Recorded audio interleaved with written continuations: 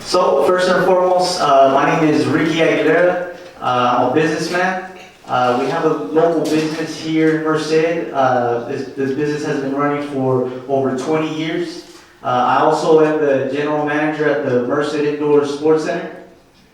And although I am the youngest candidate, I am also the oldest resident of District 2. I did not have to move into District 2 to run for office. With that being said, I love Merced. Merced is my home. I love everything about it, campaigning, going through residents, talking to people. I love it. I'm talking to people, and as I'm talking to them, I'm seeing families go through, and they're greeting me by my name already. So I don't have to establish a relationship with my community. I believe that I've already have a good reputation with this, with Merced, with this community. Again, I love Merced. I know you're gonna hear this a lot. Merced has a lot of potential, so I want to make sure that we live up to that potential. I want to make sure that we live up to this potential because I believe as well that Merced has a lot of potential. So I want to make sure that we make Merced thrive and be successful. Thank you. Well, this is a very, very serious issue that I hope that I bring a little bit more awareness to. Rent control, this is going to really impact the economy. This will also impact family, residents.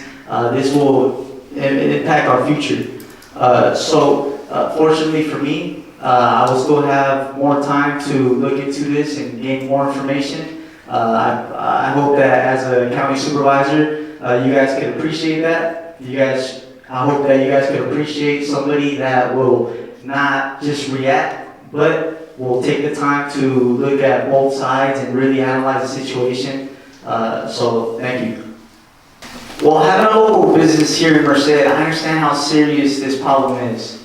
I understand that it's very hard for local businesses to succeed when we have a large amount of people setting up camp around your business. I understand that it's also very hard for the residents when they go out to do simple things like take out their trash and have somebody going through their trash. Not only do they fear for themselves, but they fear for their children, they fear for their families.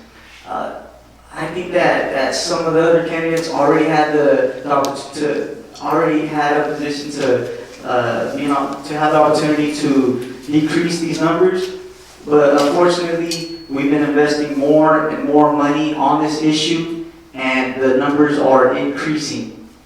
Walking around District 2, I've met with hundreds and hundreds of people, and this is the #1 problem in District 2. So my thing is, I think we need to start letting this issue be a lot less attractive and start dealing with this issue. Thank you. Ricky Aguilera. Thank you. Yeah, so I actually spoke to a homeless person, and very interesting. They actually said, yes, I'm homeless. I chose to be homeless. I love it. And I feel like we need to start changing that mentality. We need to stop making it so attractive to be homeless, because most of these homeless, they have the same mentality. They love it. They love being homeless. It's easy for them.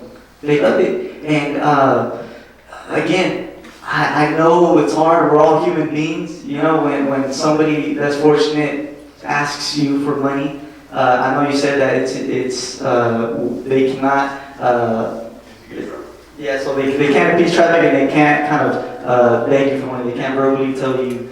But again, this is not being enforced, and this is something that everybody has lived through, where somebody less fortunate asks for money, and us as human beings, sometimes we fall into that, and we do give them money. But we also need to understand that when we start giving these homeless money, we're actually telling them, here, you're doing a good job. We don't have no problem with what you're doing.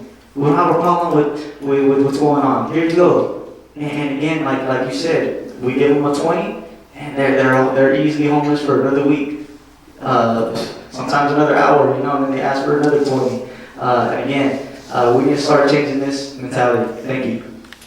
Okay, well, where I'm at currently, I actually got a chance to sit down with Chris Patelli before his kickoff, and we had lunch with him and a few others. But unfortunately, we started talking off topic. This was supposed to be for this, but we got off topic and we didn't get to speak to the details. We have a meeting tomorrow, and I'm planning on getting a lot more details and a lot more facts on this. Yes, that's where I stand right now. Tomorrow I have a meeting, so I'm planning on getting a lot more information from Chris Patelli, the president of Merced College. Thank you. As supervisor, my role was just to make sure that they have adequate funding. I think it's very important to establish a relationship, not necessarily a relationship where you agree on everything, but just a relationship where you're comfortable in telling them how you really feel. I think that we shouldn't influence them too much because again they are elected. But I do feel like if we come together and we have a strong opinion, hopefully they're able to take that opinion into consideration. Thank you. Yes. Do you mind asking that question one more time, just because your microphone wasn't working, and just want to make sure. Sure. Can you hear me now?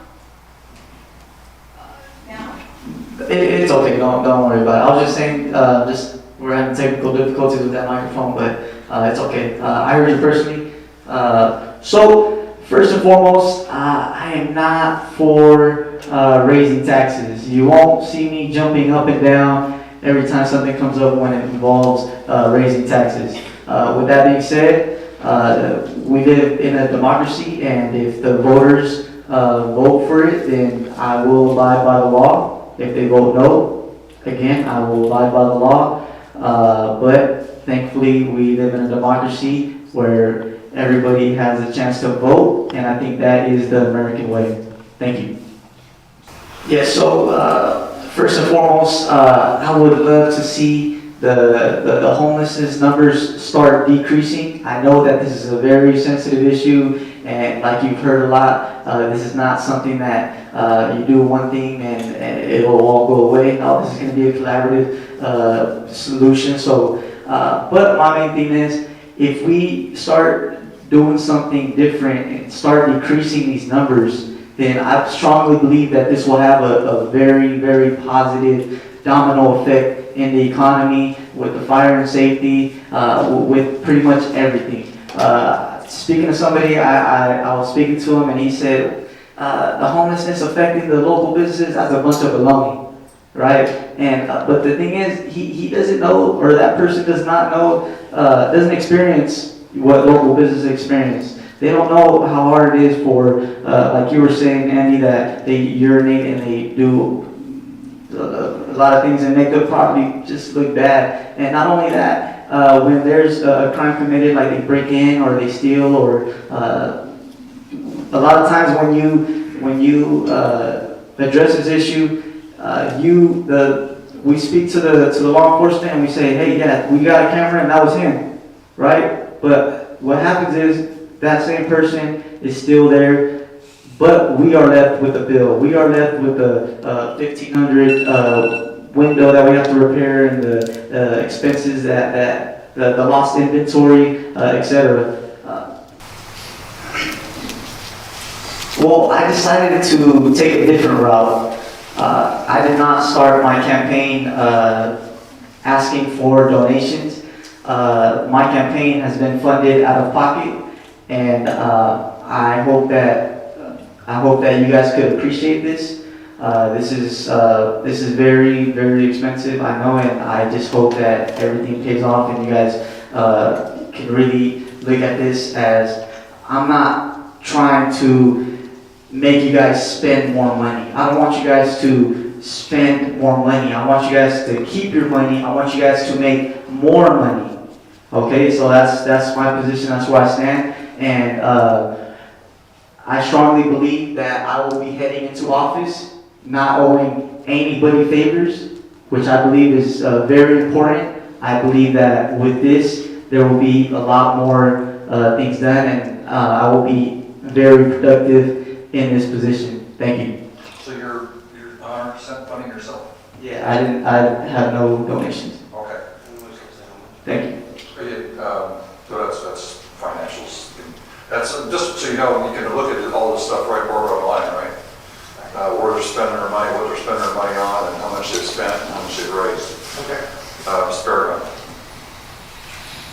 Yes, so I strongly believe that public safety is very, very important. I'm sure all of you guys could agree. We want our residents to feel safe and secure in a place where we call home. I know that Merced has been labeled as one of the worst cities when it comes to crime.